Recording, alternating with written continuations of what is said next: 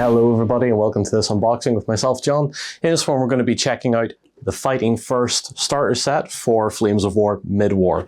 This has an absolute ton of stuff in it, so let's get down to the table and have a look at what's inside. So the Fighting First box for the Americans is definitely on par with the British for the amount of stuff that you get and the variation of it as well, because we're getting some Stuarts in there, we're getting some M3 Lees, we're getting some Shermans, some M10s, some Priests, and a couple of even some anti-air, which is definitely different. Like we don't have really, apart from maybe the 88s in a couple of the other boxes, really any dedicated anti-air.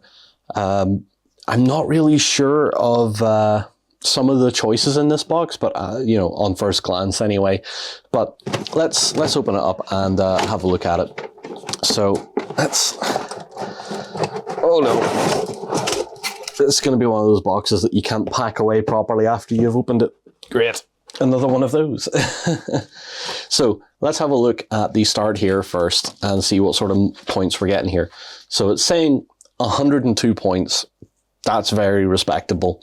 Like with the British box, I would say add some infantry to this and you're getting up to 120 points and you'll get sort of more of a tournament-themed, sort of tournament-listed army. Of course, we get all the instructions for building everything. And on the back, we get the where you can go to next. Again, I'm not sure, like with the British box, I'm not sure why we're including something from the Mid-War Monsters booklet. I don't think I would put an M6 into this army. I definitely wouldn't want to put more armor in on top of a very armor-centric box.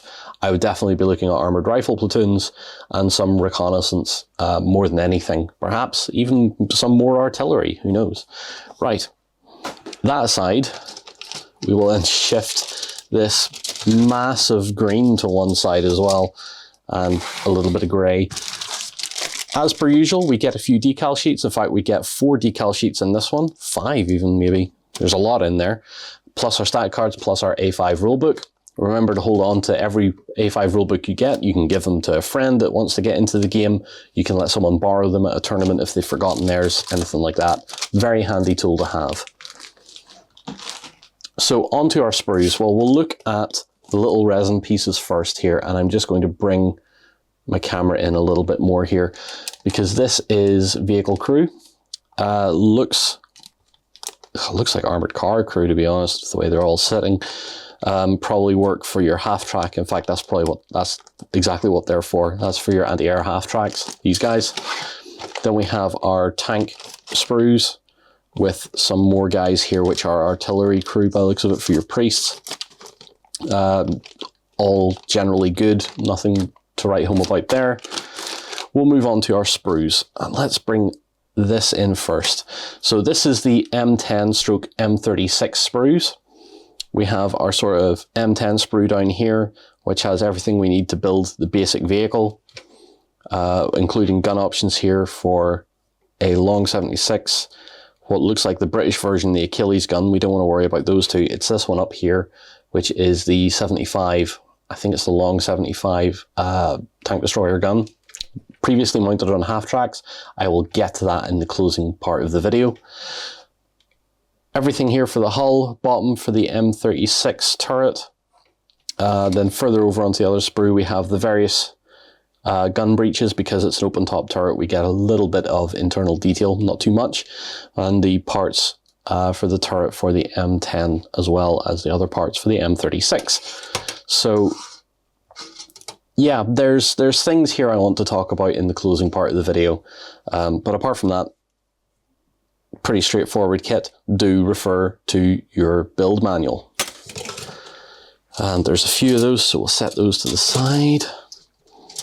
Then we're on to our Stuart, which is the M3 Stuart, because it's a mid-war army. Late war armies would get the M5 Stuart. This would also count as early war technically as well. It is a fairly early design, but obviously not deployed before the Americans joined the war, unless they were lend-leased to the British. But even then, still mid-war period. So all in all, everything you need to make an M3. Again, look at your build instructions for what variant you're going to make, what upper hull you need to choose, what turret shape you want to run with, and you shouldn't go wrong with that. Always build one with the instructions first to make sure you get it right, and then after that you've got a reference vehicle to build the rest off. So there's a few Stuarts in here, I just need to move them aside. And then we'll go to our Sherman. And the Sherman has been quite a common sprue through all this mid-war stuff, because the early Sherman became very prevalent in the 43, early 44 period. Shermans were really starting to roll off the production lines in numbers that nearly any Allied army could take them in some form or another. This has options in here for a single piece nose, which I believe is for like a later variant or a later modification of the basic hull, the basic cast hull Sherman anyway.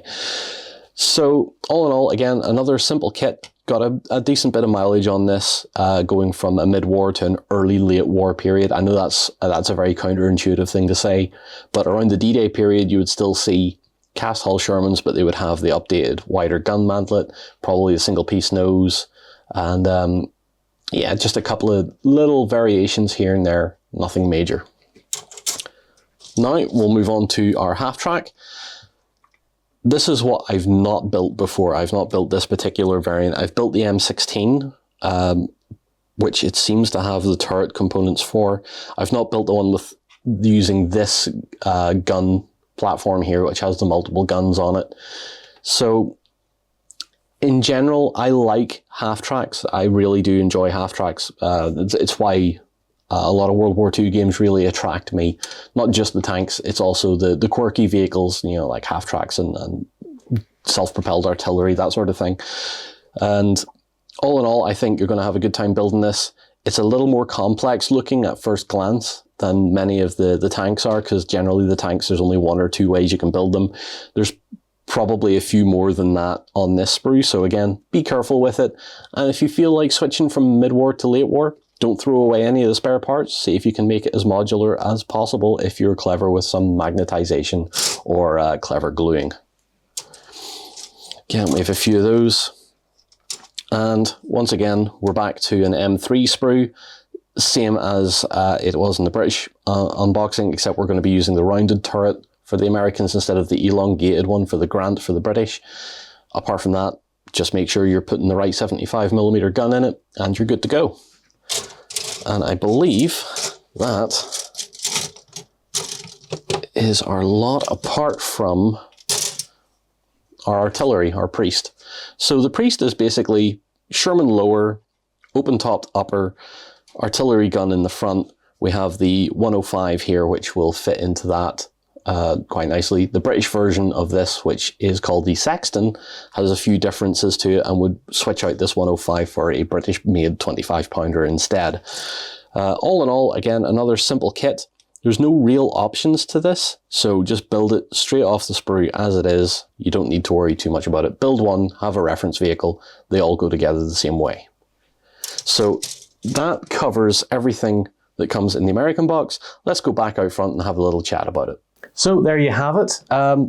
Overall, I think this is a pretty good box. It's a very versatile box. There's tons of stuff in there to play with. Your Shermans, of course, are a staple in nearly any American army, so you could always just say, you know, if you're playing D-Day Americans, well, you've got more Shermans there, although there's only 3 of them. Doesn't matter so much.